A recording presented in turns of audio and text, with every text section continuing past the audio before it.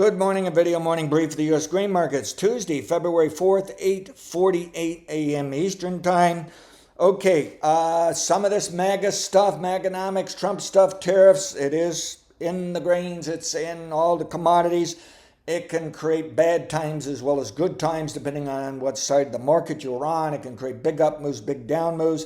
You can have bad first, good later, good first, bad later, all kinds of things. But also keep in mind we then have the supply issue for the grains in the sense of what's the weather going to do this year, and we can still have crop issues now in the next few years to add and mix into that.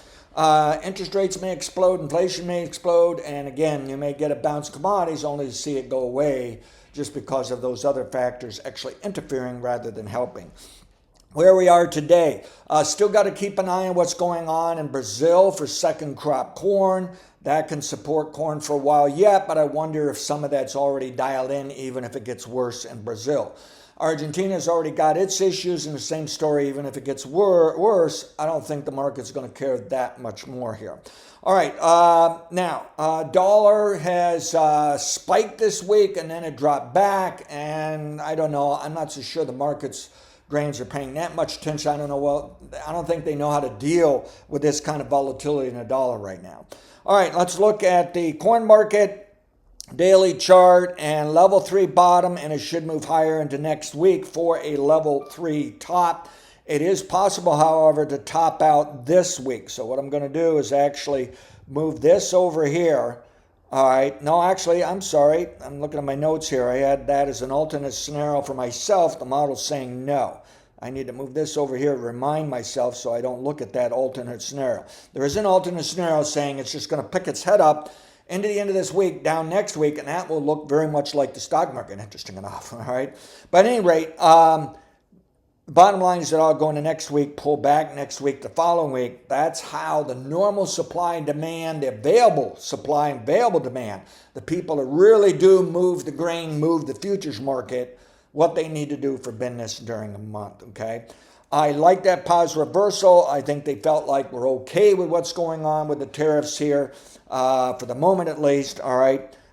Indicator back to mid-range, so it can bottom, it can keep on going down, it can be a secondary buy. It's kind of narrow spread quiet. I think there's a chance it rolls up for a buy signal. I have to give it a chance to move up, but what I have to warn you is it may be putting in a level 4 top today and go down tomorrow, then up the next day for intra-week level 4 fluctuation. And if for some reason by tomorrow, if they hammer this all the way back to the bottom, we've got problems with these level 3 trends. We've even got problems for larger trends. This market is probably topped out for a while.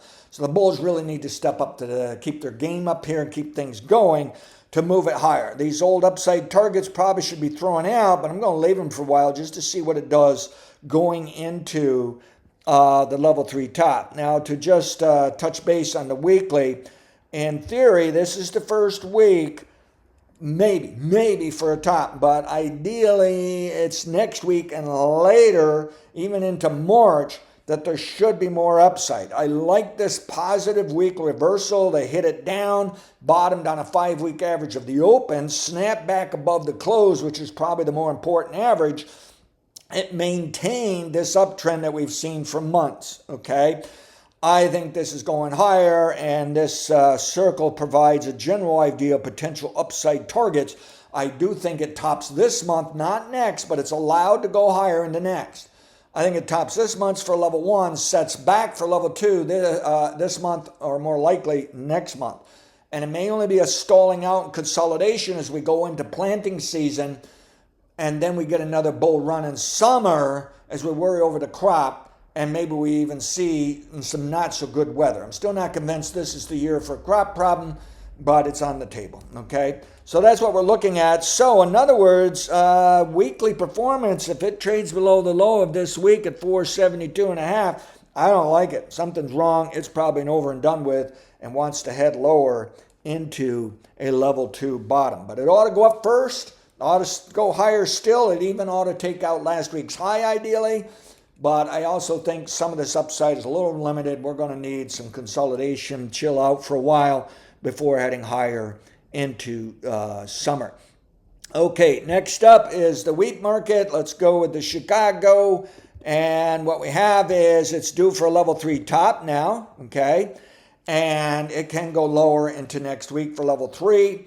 There's some weird alternate scenarios saying it might bottom the end of this week, but I'm going with the model saying the better time is next week. So I don't trust the upside in wheat here in the daily chart. I think they kind of had some knee-jerk reactions because they started down a little too soon.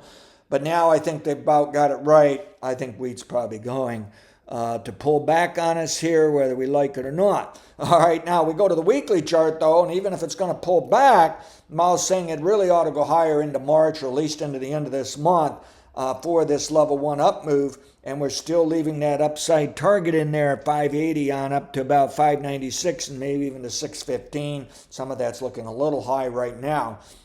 But I think there's more upside to go, and the weekly indicator has moved above mid-range and still has a wide enough spread to suggest chance of lingering near-term upside momentum next 1 to 3 weeks. I think this is going to work with or without corn, okay? Now, whether corn can hold back wheat or not, or it just does its own thing, I don't know. But basically, I think probably both of them are going to be up some more this month. And I do think all 3 markets will be higher by summer. But anyways, we should go up in a level 1 top, pull back for level 2 bottom, then we'll restart over of what we're doing for the spring and summer months. All right, here's soybeans. I don't like that it's this week stopping right at the minimum target. And this is the first week to start looking for a top. Soybeans can top out ahead of corn and wheat, okay? It's like soybeans first, corn second, wheat third, okay, for when it will top moving farther out, okay? Now, weekly indicator overbought, rolling over, acting a bit bearish, but not enough to really make me confident. And ideally, I say this market ought to move higher yet this month and get deeper into that target zone. I'm not convinced it's going to take out the high of 2 weeks ago that was in the target zone. We already got a gold star for that. I think it can move higher, but I don't think you're going to see $11 and higher beans, frankly. But maybe something will develop there in Brazil, and you're going to need a development in Brazil to put on top of Argentina. I don't think they're going to be that built up just because of Argentina. And I do think the tariff stuff can be more of a negative factor in soybeans than it can in corn and wheat right now, okay? Any rate, so we're setting up for level 1 top anytime this month, maybe into March, but likely this month, pulling back for level 2, and it looks like to me soybeans might top out ahead of the other 2, but it is up and away. But this one, even though on the corn market, if it takes out the low of the week, I got to be negative, but it might just snap right back up on me anyways. On the soybeans, however, if it takes out the low of this week at 1031 3/4 March, I'm concerned it's over and done with. It's going down into level 2. Even if they snap it back, they won't snap it back as well as corn, and perhaps not as well as even wheat, okay? So that's the scenario there. Past results are not necessarily indicative of future results. Have a great day.